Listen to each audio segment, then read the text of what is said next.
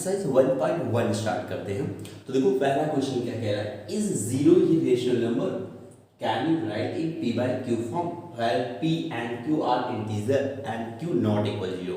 तो अभी आपको मैंने बताया कि समथिंग ये लिखा है जीरो, तो हम 0/1 तो लिख सकते हैं। हियर p क्या हो गया जीरो एंड q हियर 1। तो ये कह रहा था कि क्या इस फॉर्म में ये जीरो कैसा है, ये रेशनल नंबर है। तो चलो पहले चेक करते हैं, देखते हैं। तो मैंने देखो p अपान q फॉर्म में लिखा, p इक्वल जीरो। जीरो कैसा था, इंटीजर मैंने आपको बताया, और एक ऐसा इंटीजर है जो ना तो नेगेटिव होगा ना तो पॉजिटिव होगा। और q क्या है, 1 हुआ, क्योंकि किसी भी नंबर अपान 1 हम लिख सकते हैं, तो ये 1 हो गया। तो 1 भी यानी q भी इंटीजर, p भी इंटीजर। और क्या q जीरो है, यहाँ q इक्वल 1 है, नॉट इक्वल जीरो। इसका मतलब जीरो कैसा नंबर हो गया भाई, इस रूल को फॉलो कर रहा है कि p और q यहाँ इंटीजर है और q जीरो नहीं है। इसका मतलब जीरो एक कैसा नंबर हो गया, रेशनल नंबर हो गया। समझ में आ गया। अब मैं दूसरी बात कर रहा हूँ, कह रहा है find 6 rational number between 3 and 4। तो स्टूडेंट्स, जब दो नंबर दिए हो उनके बीच में 6 या 7 रेशनल नंबर फाइंड करने हो, तो इस तरह से 3 तरह से क्वेश्चन आते हैं, 3 टाइप्स के क्वेश्चन आते हैं। तो पहला टाइप का ये क्वेश्चन है जब इंटीजर दिया होता है। तो चलो मैं इसको करके बताता हूँ कि आप कैसे करोगे। ये पहला टाइप का आता है। तो यहाँ आपने 3 लिख दिया और यहाँ लिख दिया 4। अब इसके बीच में कितने रेशनल नंबर फाइंड करने थे, 6 फाइंड करने थे। तो आप एक काम करेंगे, क्या जितना रेशनल नंबर फाइंड करना हो उसमें 1 ऐड कर दो। तो 6 में 1 ऐड करोगे कितना हो गया, 7 आ गया। ये जितना भी दो नंबर के बीच में रेशनल नंबर फाइंड करना उसमें 1 ऐड कर दो। तो 6 फाइंड करना था, 1 ऐड कर दिया, 7 हो गया।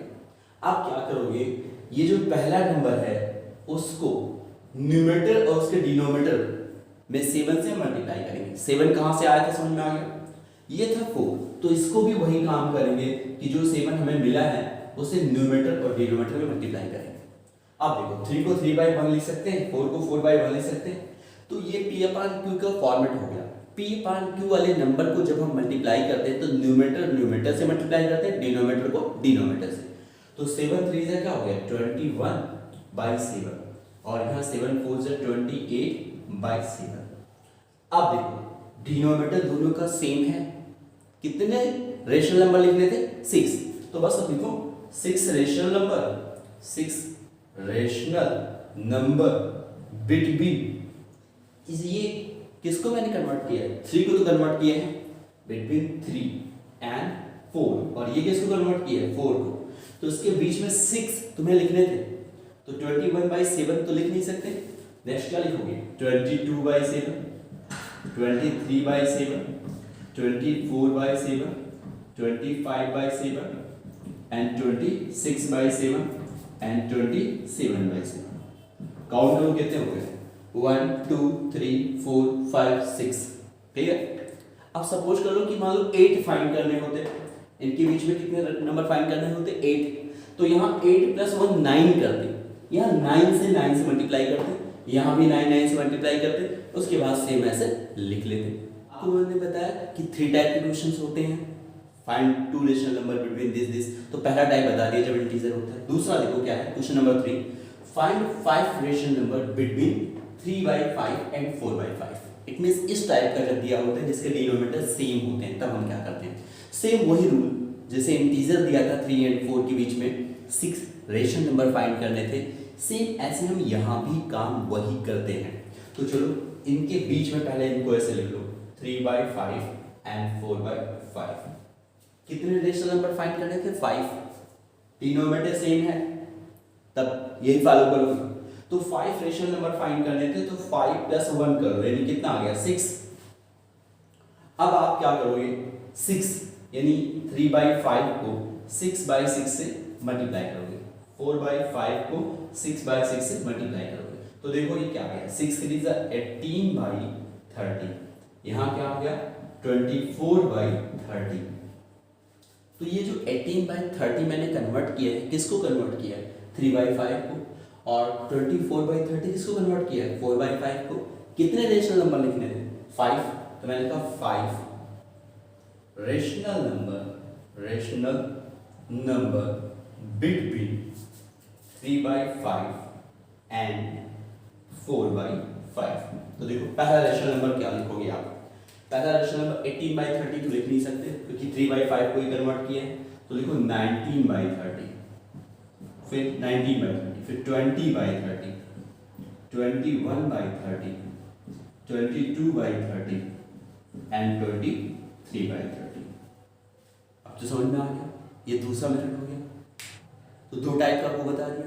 थर्ड टाइप आइए देखते हैं कैसा होता है। तो थर्ड टाइप आपके बुक में इस एक्सरसाइज 1.1 में नहीं दिया, तो मैंने एक एक्स्ट्रा क्वेश्चन ले लिया, लिख दिया फाइंड 5 रेशनल नंबर। ये थर्ड क्वेश्चन नहीं है, ये आपका एक्स्ट्रा है, यहाँ मैंने लिख दिया extra question. Find 5 rational number between 1/2 and 4/5, क्योंकि पहले दो इंटीजर थे तब मैंने बताया, फिर दो p/q के फॉर्मेट में थे लेकिन डिनोमिनेटर दोनों का सेम था। अब की बार डिनोमिनेटर सेम नहीं है तब क्या करोगे?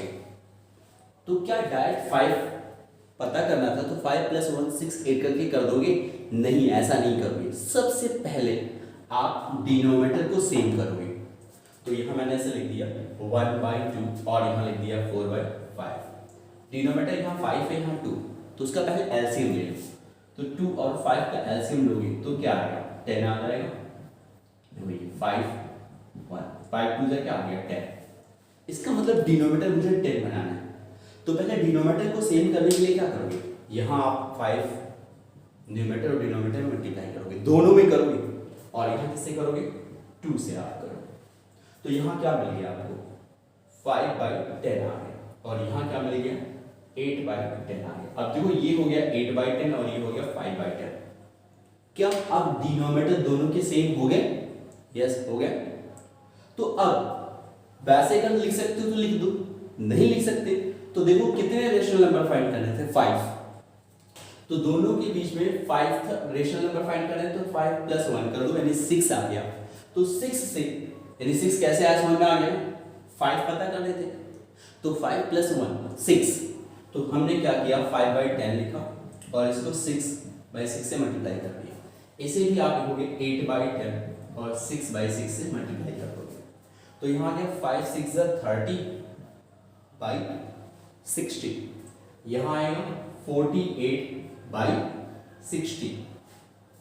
अब ये 30/60 जो आपने लिखा है ये 1/2 को ही चेंज करके किया है आपने। ये 48/60 जो लिखा है आपने 4/5 को चेंज करके लिखा है। कितने रेशनल नंबर फाइंड करने थे? 5। लिख दो 5 रेशनल नंबर बिटवीन 1/2 एंड 4/5। तो पहला रेशनल नंबर कौन होगा? 30/60 तो लिख नहीं सकते, तो 31/60। दूसरा लिख दो 32/60, 33/60, 34/60, 35/60। ऐसे बहुत सारे नंबर्स 48 के पहले यानी 47/60 तक लिख सकते हैं, बट मुझे 5 निकालने हैं, 5 हो गए। तो देखो 3 तरह के नंबर्स होते हैं जिनके बीच में इरेशनल नंबर फाइंड करना होता है, वो मैंने सारे बता दिए, एक एक्स्ट्रा भी करके बता दिया। एक्सरसाइज 1.1 का आइए क्वेश्चन नंबर 4 देखते हैं। ट्रू एंड फॉल्स ये देखना था, कुछ स्टेटमेंट दिया गया तो चेक करना था कि दिस स्टेटमेंट इज ट्रू और फॉल्स। पहला क्या?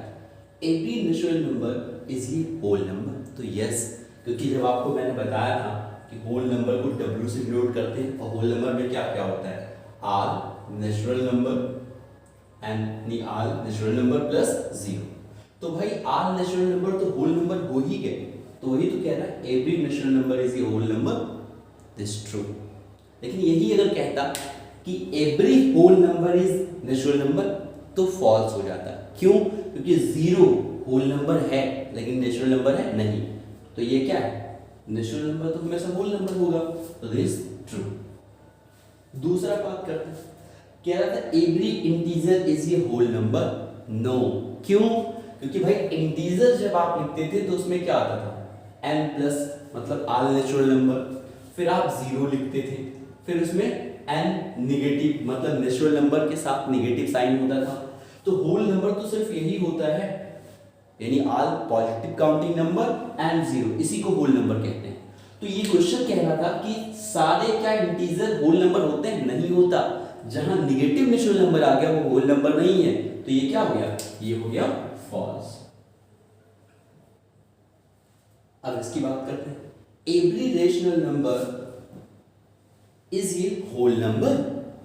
क्या हर एक रेशनल नंबर होल नंबर होता है? नहीं भाई, होल नंबर नहीं होगा। क्यों? कि रेशनल नंबर में जब आप लिखते हैं तो निगेटिव भी नंबर आ जाते हैं, क्योंकि रेशनल नंबर के लिए जब डेफिनेशन कहा गया तो सिर्फ यही कहा गया p और q कैसे होने चाहिए? इंटीजर होने चाहिए, और q कभी जीरो नहीं होना चाहिए। तो मान लो मैंने कोई नंबर ऐसे लिख दिया, तो देखो यहाँ जो है p और q, p आपका इंटीजर है, q भी इंटीजर है, और q जीरो है नहीं है, तो ये रेशनल नंबर तो हुआ, लेकिन क्या ये होल नंबर है? नहीं है। तो इसलिए ये भी कैसा हो गया? फॉल्स हो गया। तो अब आप एक्सरसाइज 1.1 कंप्लीट कर लेंगे। So thank you students. But video कैसा लगा प्लीज़ कमेंट करके ज़रूर बताइएगा। So thank you.